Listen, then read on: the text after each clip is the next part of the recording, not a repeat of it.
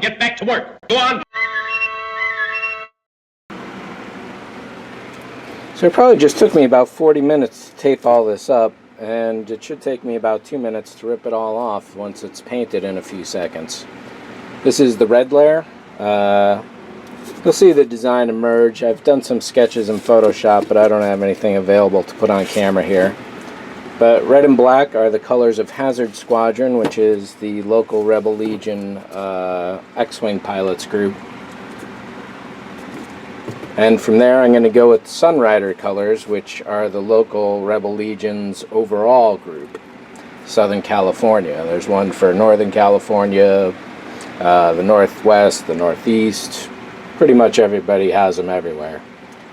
So with that, let's get some spray going. I'm going to try and keep it under control. It's okay if it gets other places, but I want to try and keep it focused so it doesn't stray too far. Surprise, surprise. While it is an interesting effect, it's not what I'm going for at all. Normally I don't mix my enamels, all Rust-Oleums or all Krylons or all whatever. I've had problems where Rust-Oleum and Krylon in particular have fought each other.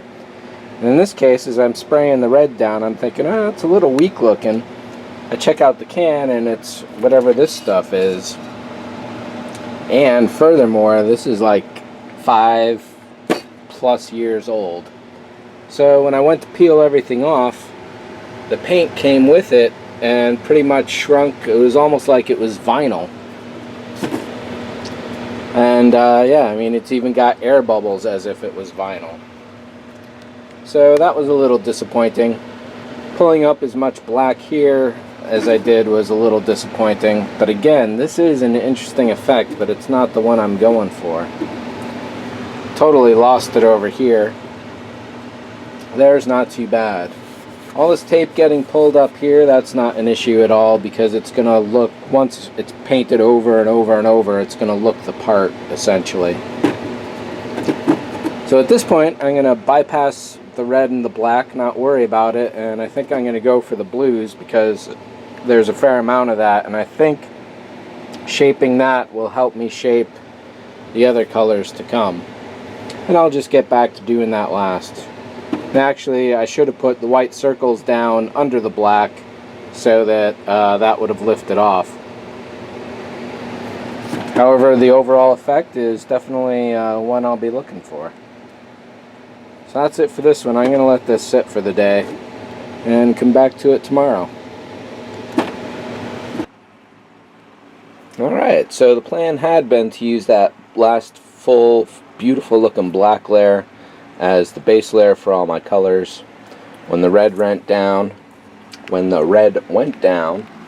I was using this old crappy paint, not the same Rust-Oleum that I was using for everything else, and it just peeled off like sheets of paper, basically. There you can see. So that's no good. It didn't adhere at all, and basically it just ruined everything. So in pulling that back up, I started sanding everywhere, and it started looking really, really nice, as you can see. So then I just went for the whole thing.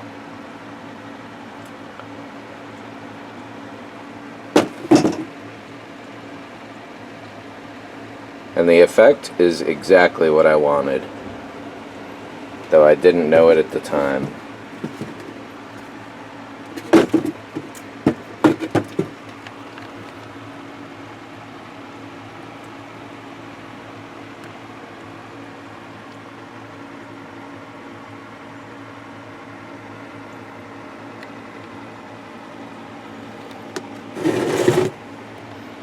This is really looking like metal, or even a fiberglass. I suppose the helmet would technically be fiberglass.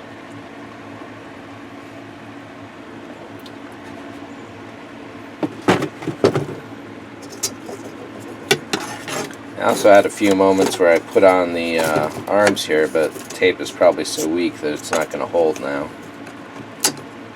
Yeah, it won't. I'll have to put some new tape on and you can see it then. So today, I'm going to skip going with the red and black fields on the top, and I'm going to be going for the navy blue right there. As you can see, here are all the colors. We got navy blue, a bit of a eggshell blue or a robin's egg blue, but it's not robin's egg blue. Yellow, the orange, and the red. There's also a different white down here, but it's really difficult to tell.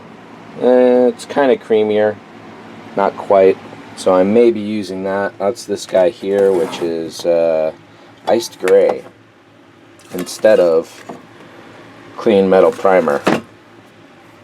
And let's get the other colors for Satin Summer Squash, Fire Orange, that's a satin as well, and then Regal Red, which is what I used for the red on my car, which is this guy here. I was thinking it would be a little dark, but perhaps not. So next up, masking off for the blue, which is going to be the mohawk itself, and then the edging around here, both sides, around the bottom, around the front, across the bottom top here. So let's get that underway. I just spent the last 50 minutes, maybe 40 minutes, masking all of this off. So what you see here, everything that's black is going to go blue. Ooh, hey, I gotta finish masking stuff off here. Oops. Oh, shit.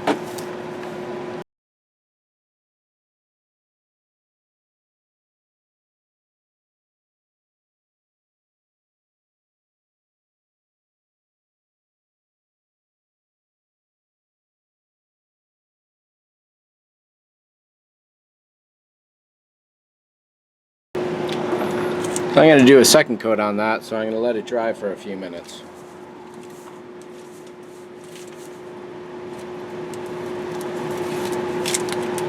I didn't get any blue on the arm guard particularly, however, as you can see from previous sessions, it definitely gets all over the place.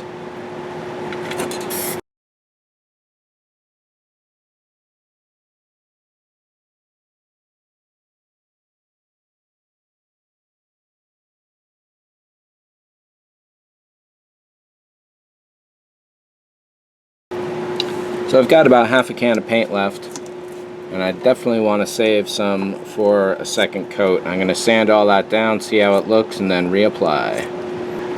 And I suppose it would be better to leave the tape on for now, even though I really want to rip it off and find out how it looks.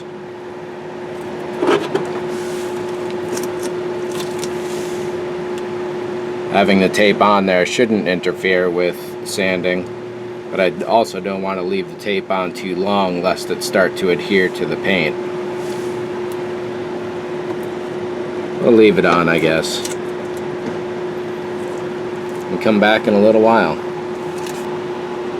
Alright, so here we are with a couple medium, a light, and perhaps a heavy spray. Did that this morning. It's looking really nice. It's a pretty good blue. It's almost really R2 blue, depending on which R2-D2 you're talking about. Now, I suspect if I put tape down right now, when I go to pull it up, it's going to pull up paint with it. What I'd rather do at this point is sand this down and get it to the level I want, because that should get rid of a lot of the top layers. In thinning the paint and thinning down the layers, I think that should help the curing process speed up, hopefully. But overall, just looking at it, it looks like I did a pretty good job on mapping these two together. I did this one first and then copied this one. In this case, I started with the second one. No, I started with this one. No, started with this one. Kind of eyeballed that. So I knew that this one would have to start right at that point, but then getting this end to match up, that took a lot of eyeballing, and even now it's just a little low. But it looks like I still got the same amount of stripes going on.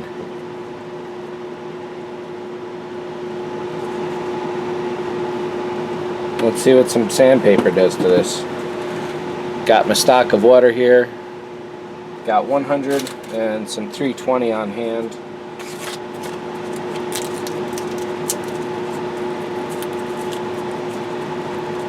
You might think like, wow, 100, that's kind of rough stuff there. It's not too bad, actually.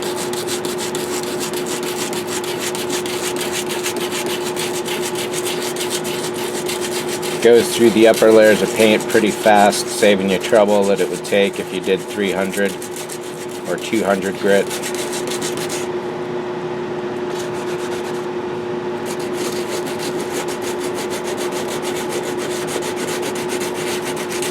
So right now it feels like I'm getting rid of the gloss sheen.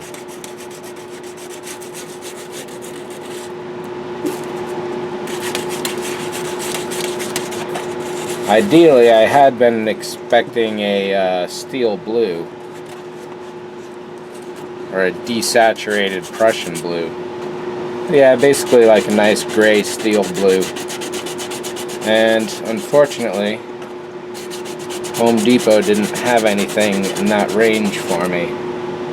Even then, I was expecting to get a robin's egg, which is a satin or a flat, and all they had this was Tranquil Blue, which looks to be a very similar color but glossy.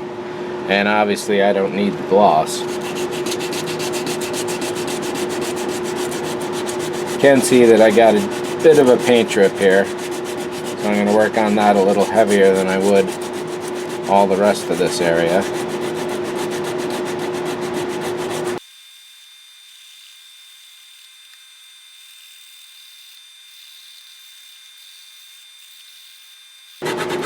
Even this 100 isn't really making much of a dent. I wonder if I have any 80 on me. Crap. If I do have anything less than 100, it's a tiny little scrap. So, not worth looking for any longer.